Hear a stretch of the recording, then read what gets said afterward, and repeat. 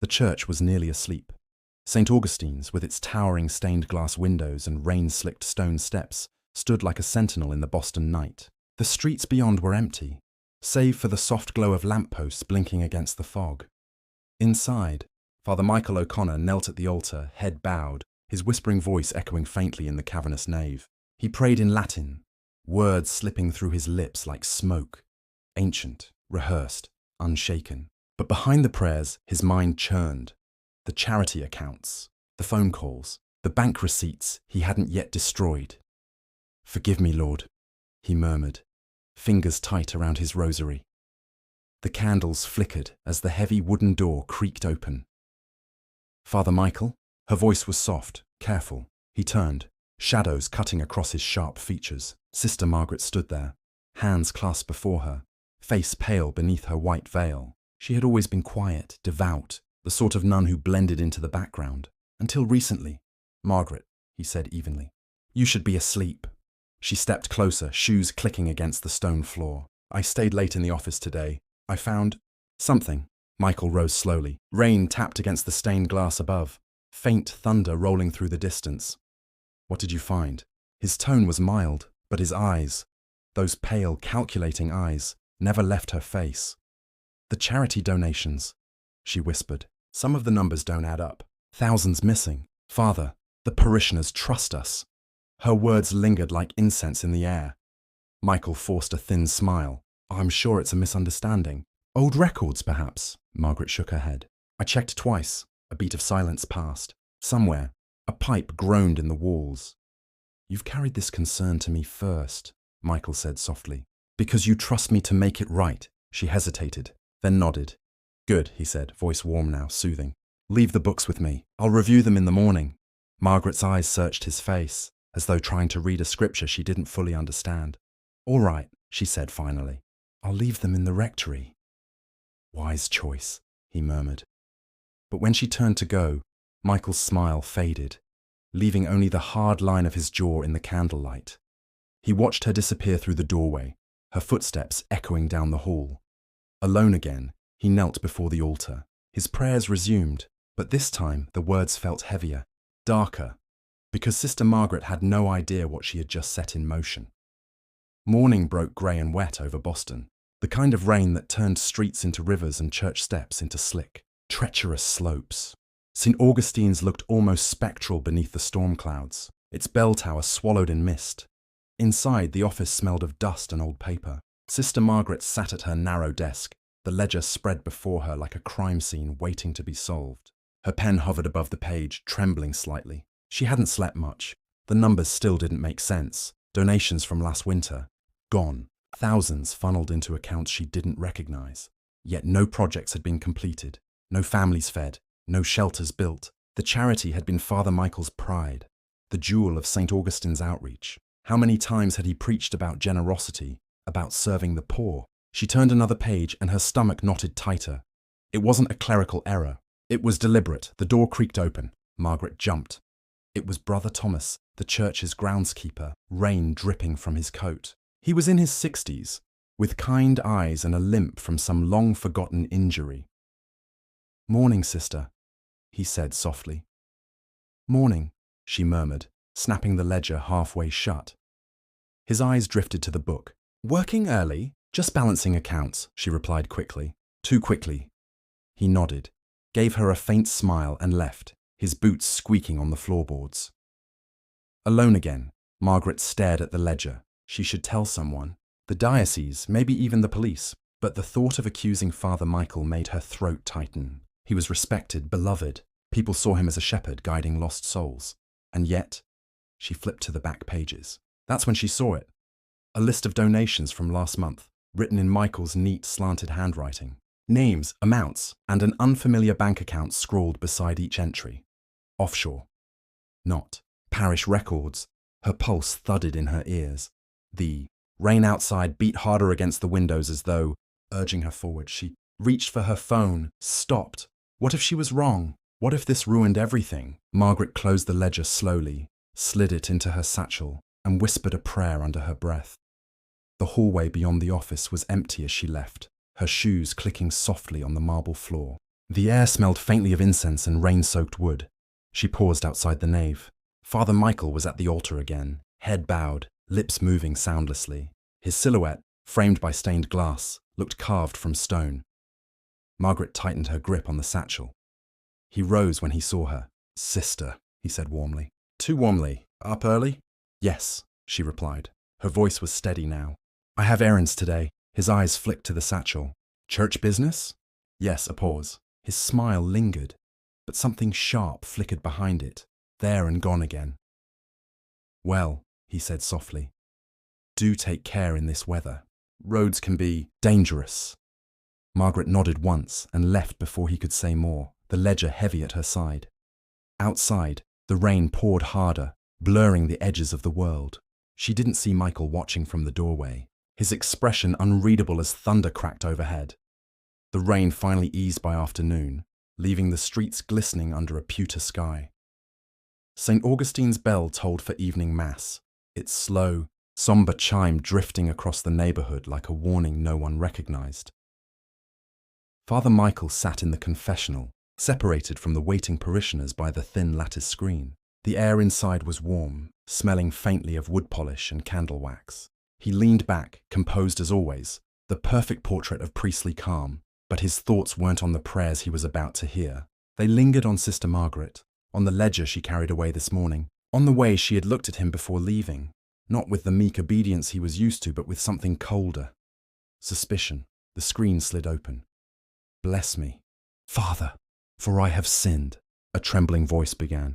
It was Mrs. Callahan, one of the older parishioners. Her confessions were always the same: impatience with her children, gossip, a lie told to her sister. Michael murmured the appropriate reassurances, gave her penance, and sent her on her way. But the next voice stopped him cold. "Father," a man whispered, his tone uneven.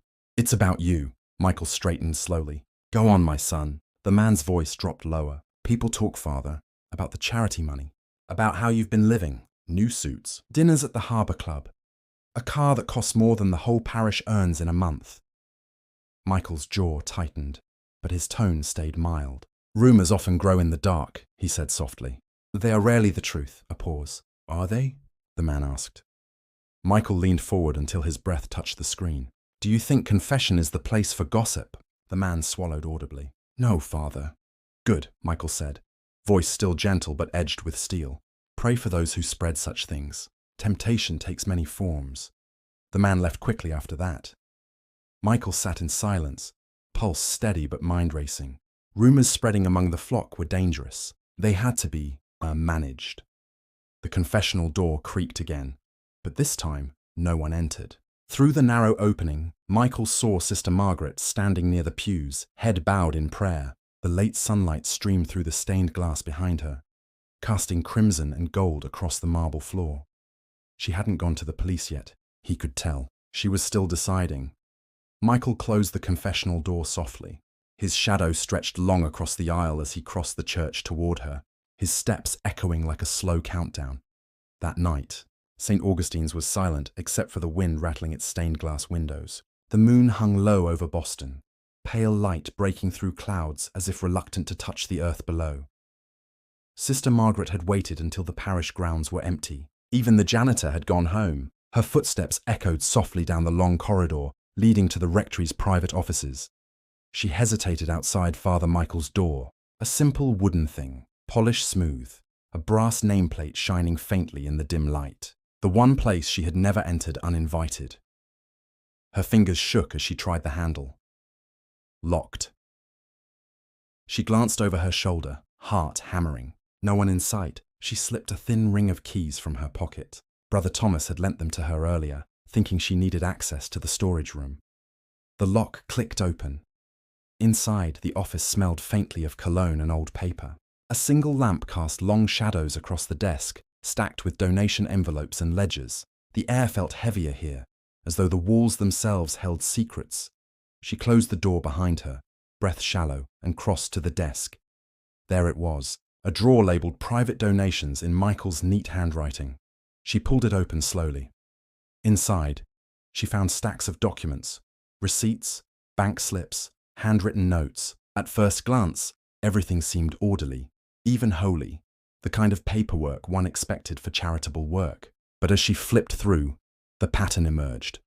Large sums deposited into accounts that had nothing to do with the church, names that meant nothing to her, amounts far beyond normal donations. Her hand froze on one page showing a transfer made just days ago, $40,000. Destination, an offshore account in the Cayman Islands. The ledger in her satchel had suggested theft. This proved it. Margaret's pulse thundered in her ears. The floor creaked outside. She snapped the drawer shut, heart slamming against her ribs. The doorknob rattled. Margaret ducked behind the desk, crouching low as the door eased open. Father Michael stepped inside, his silhouette filling the frame. He didn't turn on the light, just stood there for a moment, listening. "Is someone here?" His voice was soft, calm, but carried an edge that sliced through the darkness. Margaret held her breath, praying he couldn't hear the pounding in her chest. After a long pause, he crossed to the small table near the window, poured himself a glass of water, and left, closing the door behind him.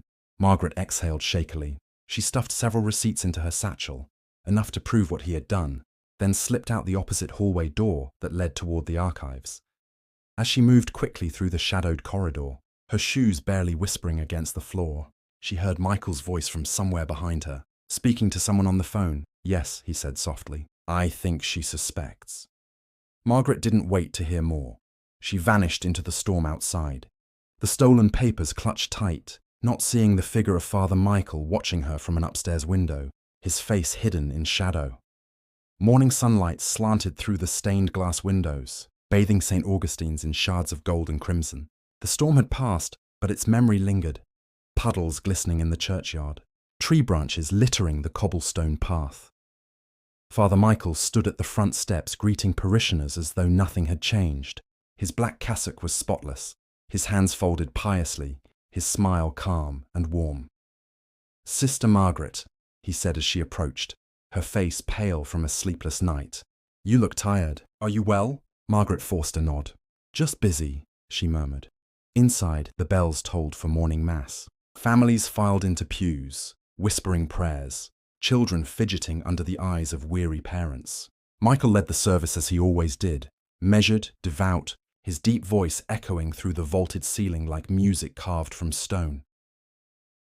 Only Margaret saw the difference.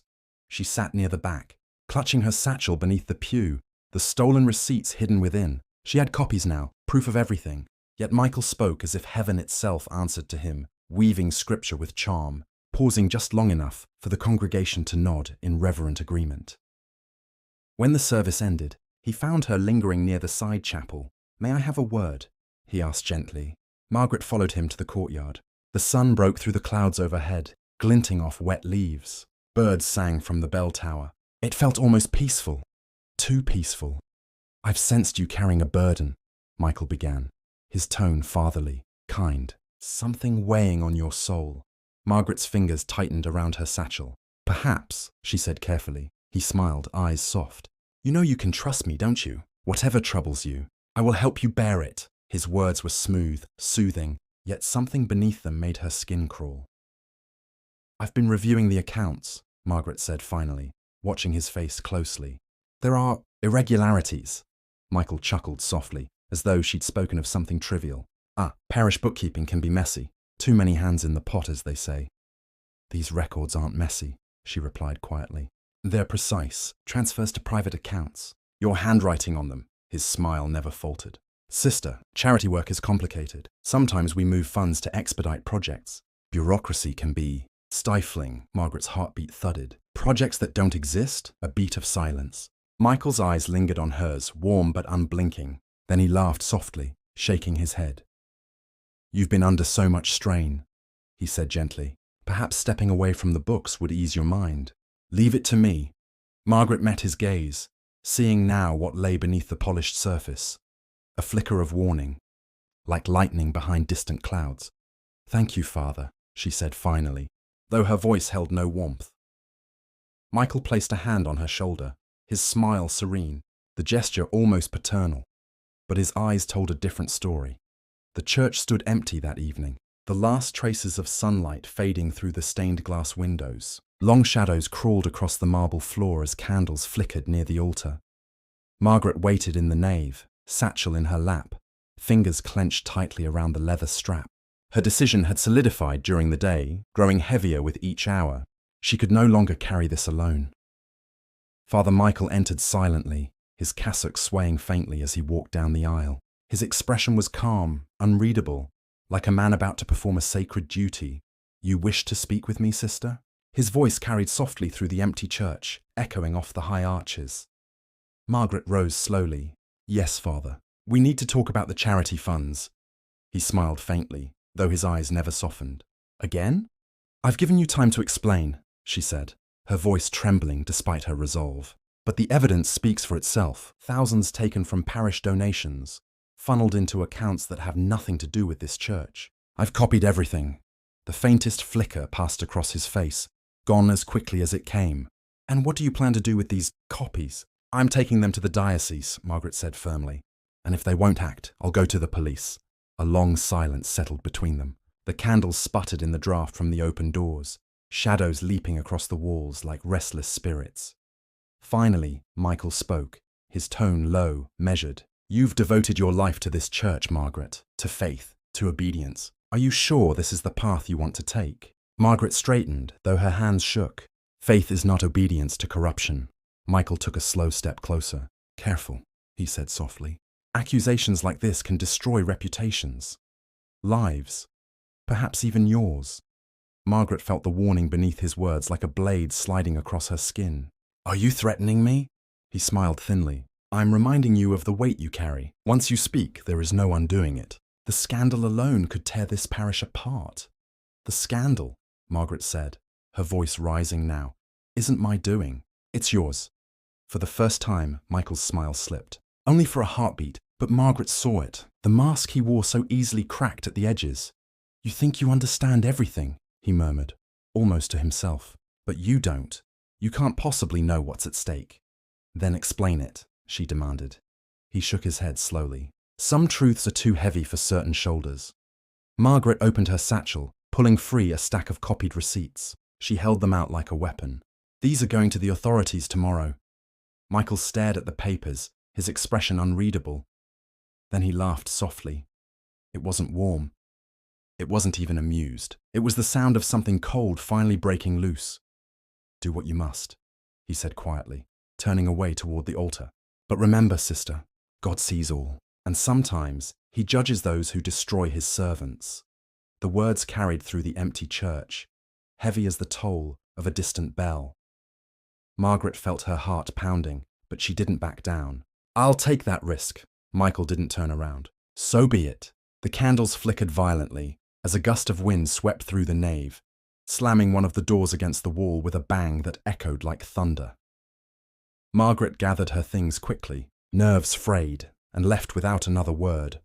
Michael remained at the altar, staring up at the crucifix, lips moving in silent prayer, but his eyes were cold, calculating. The mask was gone now. The church was silent under the cloak of night. Moonlight filtered through the tall stained glass windows, casting fractured colours across the marble floor. Every shadow seemed alive, stretching long and thin along the pews, flickering in the light of the few candles still burning near the altar. The world outside had faded into quiet rain puddles and distant sirens, leaving St. Augustine's cloistered in its own eerie hush. Father Michael moved through the nave with careful precision, his footsteps barely audible over the soft drip of water from the leaking roof. Each step seemed deliberate, almost ceremonial, as if he were performing a ritual known only to himself. His eyes, pale and calculating, scanned the dark corners of the church, measuring, plotting. The ledger Margaret had stolen earlier today weighed on his mind, each page a mark against him, each signature a threat to the carefully constructed life he had built. He paused by the confessional, the place where so many parishioners had entrusted their secrets. The very thought made his jaw tighten. Confessions were power, and Margaret had just begun to challenge it. He traced a finger along the carved wooden lattice, imagining her face pressed close as she whispered her worries, unaware of the danger she now courted. Outside, the wind howled through the trees, rattling the old stained glass. Michael's gaze shifted to the nave, where rows of empty pews stood like silent witnesses. He imagined her there, alone, praying for guidance, unaware that he was already aware of every step she had taken. A twisted satisfaction flickered briefly in his chest, then disappeared beneath a wave of calculation. He was careful. He always had been. Impulses could destroy everything. He approached the altar, kneeling slowly, folding his hands as if to pray. But the words that slipped through his lips were not for God. They were for himself. Whispered confessions of fear, ambition, and the gnawing worry that Margaret's diligence could unravel everything. He had preached morality for years, yet his own sins had festered in the shadows, now exposed by the very woman he had once considered a kindred spirit. A sudden creak echoed in the dark hallway. Michael's head snapped toward the sound, every muscle coiled, his breath slowed, measured, as he waited. Nothing. The church had grown heavier, thicker, as though the walls themselves were pressing inward. He took another step, each one a careful measure of intent and patience. Margaret could be anywhere, but he knew she would return. She was thorough, relentless, driven by her sense of right. That made her dangerous but predictable. He could anticipate her moves, shape them, control the narrative before anyone else could interfere. His hands rested on the smooth edge of the altar as he contemplated his next steps. This was no longer about stolen money or parish reputation. It was about survival. He had to act before she revealed what she knew. Every heartbeat echoed like a drum of inevitability in the cavernous space. For a long moment, he remained there, kneeling in the flickering candlelight, staring up at the crucifix as if seeking permission. His mind raced, weaving every possibility, every contingency. He rose slowly, shadows stretching across the pews like ink in water. Each movement was precise, deliberate, a silent declaration. The game had begun. Outside, the wind intensified, rattling the doors and scattering loose papers. Michael paused at the nave's threshold, listening. Somewhere in the distance, the faint sound of rain tapping against the roof blended with the echoes of his own heartbeat. Alone now, the church seemed to hold its breath. He smiled faintly, almost imperceptibly, a predator in a sanctuary, knowing that the next encounter would change everything. The night waited with him, patient and unyielding as he disappeared into the shadows beyond the altar, leaving only the faint flicker of candlelight as witness to what was coming. The church was empty, but the air felt thick, almost suffocating. Candlelight trembled across the high arches, casting long, distorted shadows on the marble floor. Father Michael's footsteps were silent as he moved toward the nave, eyes fixed on the altar where Margaret had prayed hours before. Every detail of the church was etched in his mind. The cracks in the stone, the faded frescoes, the scent of wax and rain-soaked wood lingering in the corners. Tonight, those details would witness something they had never known. Margaret had returned, unaware of how closely she was being watched. She entered through the side door, satchel clutched tight, her heart hammering in her chest. The receipts and copies she carried were proof of his crimes, proof that could destroy everything he had built. She felt the chill of the night settle around her, the echo of her own footsteps in the otherwise silent church. "Father Michael," she whispered, unsure if she wanted an answer. A shadow shifted near the altar. "Margaret," he said softly, almost coaxing. His voice was calm, fatherly, but each word carried the weight of something darker, something unspoken. She froze, clutching the satchel closer. "I have the copies." Michael's hand shot out, gripping her arm with a strength that made her gasp. His calm demeanor cracked, revealing the hard lines beneath. "You shouldn't have come here," he said, voice low, dangerous. "You don't understand the consequences." Margaret tried to pull away, but he held her firm. The flickering candlelight reflected in his eyes, and she saw it. Something predatory, cold, and resolute. The church that had always felt sacred now felt like a trap. "I trusted you," she said, voice trembling. "I never wanted to believe you were capable of this. But the money, the lies." Michael's jaw tightened. "And now you force my hand," he murmured. "Do you know what it means when secrets are exposed? What it costs?" Before she could respond, he pushed her toward the altar. She stumbled, hitting the polished wood. The satchel fell open, papers spilling across the marble floor. Rainlight filtered through the stained glass, illuminating the scattered documents like fragments of a shattered faith. "Please don't—" Margaret gasped, eyes wide with fear. Michael advanced, a hand raised. She fell to her knees, clutching the altar rail, voice breaking. Father, we can fix this! We can stop it from going further. His smile was slow, deliberate, devoid of warmth. It's too late for that. The first blow came, fast and decisive, knocking her to the floor. Pain exploded in her side, and she cried out, the sound echoing against the high ceiling. She scrambled backward, desperation fueling her movements, but he was relentless, closing the distance with terrifying precision. Blood glistened on the cold marble. She looked up at him, eyes wide, betrayed and terrified, and saw no hesitation in his face. Only the resolve of a man who had convinced himself that this act was necessary. Finally, she fell against the altar, her body trembling, her breath shallow. The candlelight danced across her face, highlighting the shock and disbelief that would never leave her.